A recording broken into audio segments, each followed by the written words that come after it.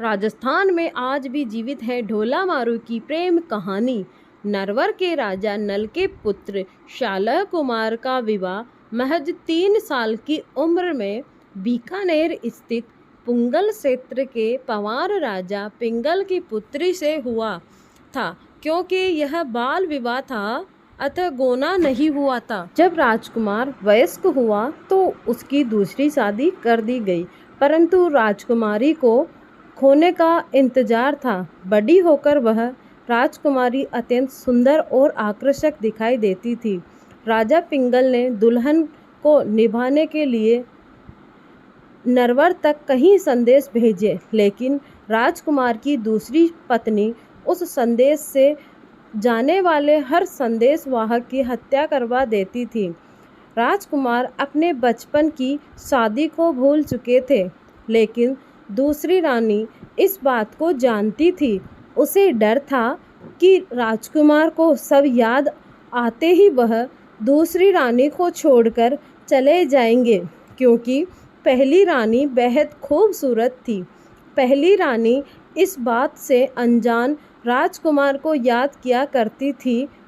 उसकी इस दशा को देख पिता ने इस बार एक चतुर ढोली को नरवर भेजा। जब ढोली नरवर के लिए रवाना हो रहा था, तब राजकुमारी ने उसे अपने पास बुलाकर मारू राग में दोहे बनाकर दिए और समझाया कि कैसे उसके प्रीतम के सम्मुख जाकर गाकर सुनाना है।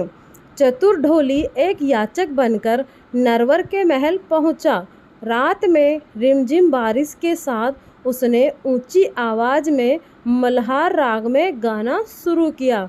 मल्हार राग का मधुर संगीत राजकुमार के कानों में गूंजने लगा। ढोली ने गाते हुए साफ शब्दों में राजकुमारी का संदेश सुनाया। गीत में जैसे ही राजकुमार ने राजकुमारी का नाम सुना, उसे पहली शादी याद आ गई।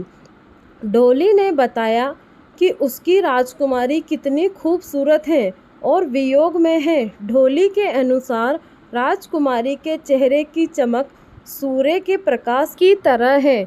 जीर्ण कपड़ों में से शरीर ऐसे चमकता है मानो स्वर्ण जाग रहा हो। हाथी जैसी चाल, हीरो जैसे दांत, मूंगफली के होठ, बहुत से गुणों वाली, क्षमाशील और कोमल है।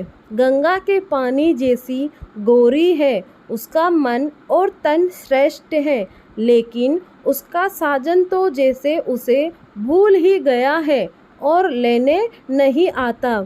सुबह राजकुमार ने उसे बुलाकर पूछा तो उसने राजकुमारी का पूरा संदेशा सुनाया।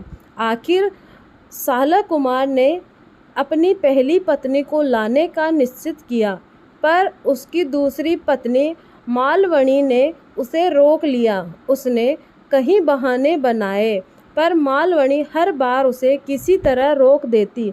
आखिरकार एक दिन राजकुमार एक बहुत तेज चलने वाले ऊंट पर सवार होकर अपने प्रीतमा को लेने पुंगल पहुंच गया। राजकुमारी अपने प्रियतम से मिलकर खुशी से झूम उठी। दोनों ने पुंगल में कई दिन बिताए।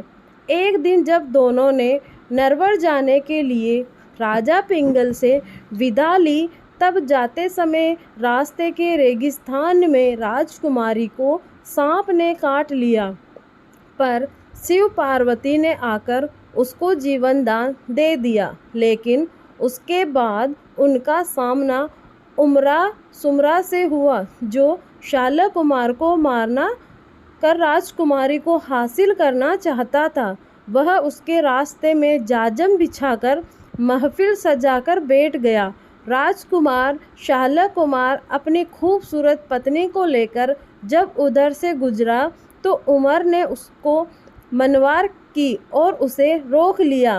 राजकुमार ने राजकुमारी को ऊंट पर बैठे रहने दिया और खुद उमर के साथ अमल की मनुहार लेने बैठ गया। उधर ढोली था, जो राजकुमार व उमर की अफीम की मनवार ले रहे थे। मारू के देश से आया ढोली बहुत चतुर था। उसे उमर सुमरा के षड्यंत्र का ज्ञान आभास हो गया था। ढोली ने चुपके से इस षड्यंत्र के बारे में राजकुमारी को बता दिया। राजकुमारी भी रेगिस्तान की बेटी थी। उसने ऊंट को एड़ी मारी जिससे वह भागने लगा। ऊंट को रोकने के लिए राजकुमार दौड़ने लगा। जैसे ही राजकुमार आया, मारो बनी ने कहा, जल्दी ऊंट पर बैठो, चलो, यह तुम्हें मारना चाहते हैं। इसके बाद दोनों ने वहां से भागकर नरवर पहुंचकर ही दम लिया। यहाँ राजकुमारी का स्वागत सत्कार किया गया और वहाँ की रानी बनकर राज करने लगी। इतिहास में इस प्रेमी जोड़े को ढोला मारू के नाम से जाना जाता है। तब से आज तक उनके नाम व प्रेम का गुणगान किया जाता है।